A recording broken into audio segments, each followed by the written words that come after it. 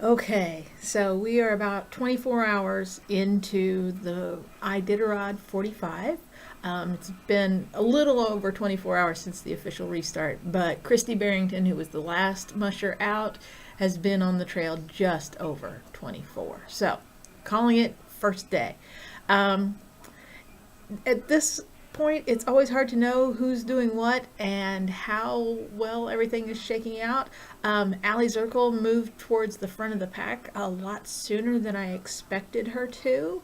Um, so I'm not sure if it's a new strategy or something else going on, but she left 41st, and then she was the first team out of Manly Hot Springs, which is the second checkpoint.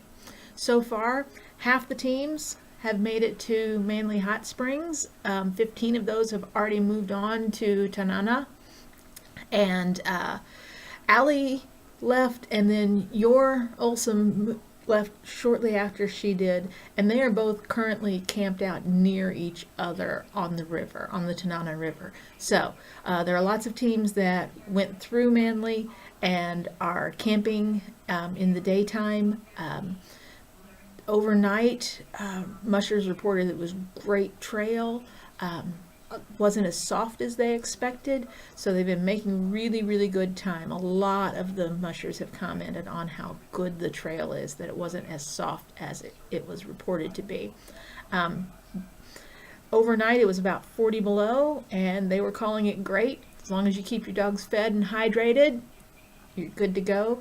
A lot of the teams, like Allie's, camp out during the day when it's warmer. There's concern that once it gets over, once the temperature gets into the actual positive temperatures, it's a little hot for the dogs. So a lot of the teams rest in the daytime, especially the experienced mushers. They camp out in the daytime with their teams so their teams can rest while it's warmer and then run and keep warm while it's colder. So works for them.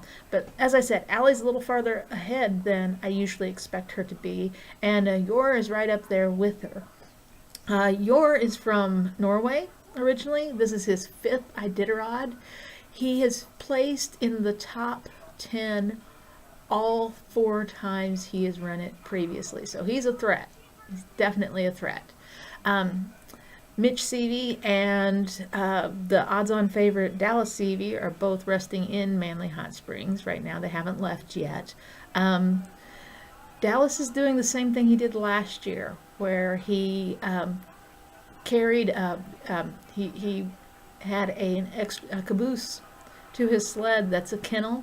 He is currently running 12 dogs at a time and letting 4 rest. So he's moving a little more slowly than a lot of the top teams, but his dogs are getting rest. So that's a thing to keep in mind.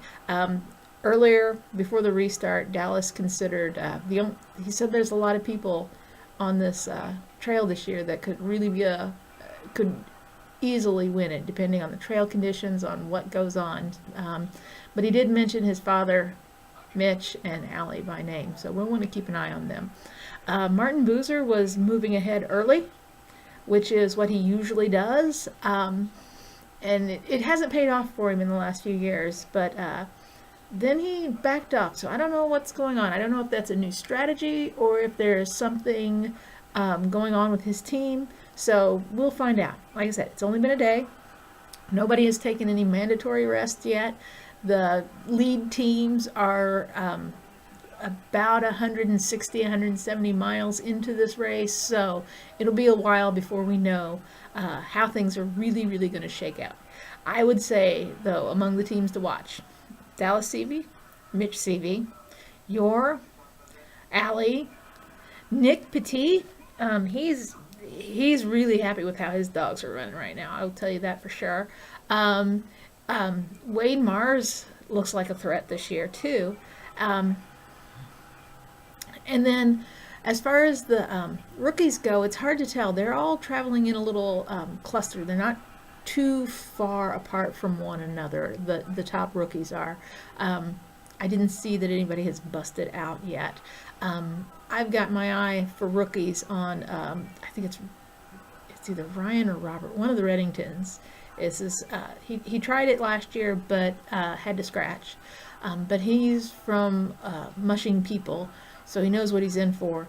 And then the other rookie to watch, I think, is Laura Neese. And she is, well, first of all, she is so adorable. Look up her picture and tell me you don't want to just squeeze those cheeks, which would be wrong.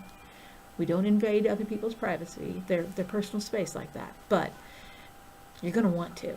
So she's going to be out there. She's from Michigan originally, I think. She works with a top kennel up there. She's just 20 years old, and she's been wanting to run the Iditarod since she was 9.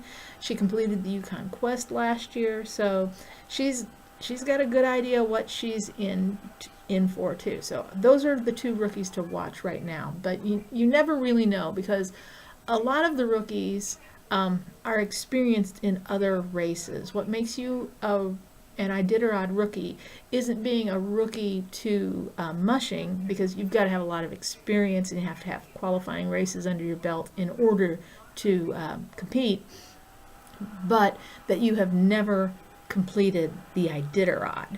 So you end up with people like Yor, who was a top musher in Norway, and so when he ran his first Iditarod, he placed, I think, 6th. I mean, top 10 place the first time you run, that'll get you Rookie of the Year. But Laura Neese has said many times she's got her eyes on that particular prize, so we're going to see how she does. I'll let you know as we start getting everybody more spaced out how this is going.